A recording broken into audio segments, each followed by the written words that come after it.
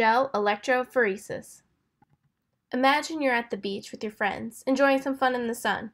Believe it or not, DNA can still be damaged even if you don't get sunburned. DNA is damaged by ultraviolet rays. We even use ultraviolet rays instead of chemicals like chlorine and bleach to kill bacteria found in sewage water. DNA is polar due to its charged phosphate backbone, and the polarity of DNA makes it water-soluble since water is polar as well. This according to the principle of like dissolves like, which essentially means polar or ionic solvents dissolve polar or ionic solutes.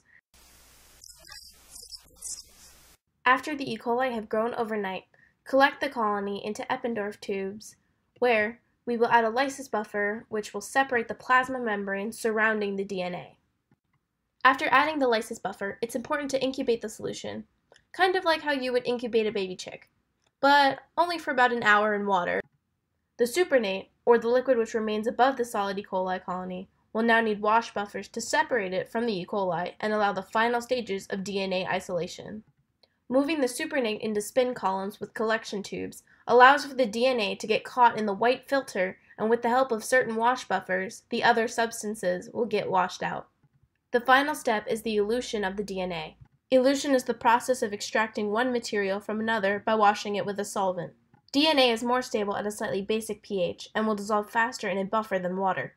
For maximal DNA elution, allow the buffer to stand in the membrane for a few minutes before centrifugation. This allows the solvent to pull the DNA from the white part of the spin column to the new sterile Eppendorf tube and nothing else, causing the purified DNA that we will use for electrophoresis. The agarose is completely submerged in a Tay buffer solution, which has ions to carry the electrical current. It's hooked up to a positive and negative electrode, with the wells and the DNA starting on the negative end. They both start at the negatively charged end and will migrate towards the positive electrode, since the DNA contains the negatively charged backbone and the dye is negatively charged.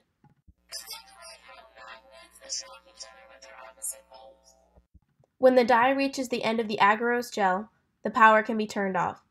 Fluorescent dye is then used to stain the DNA fragments to allow us to see how fragmented and damaged the DNA has become.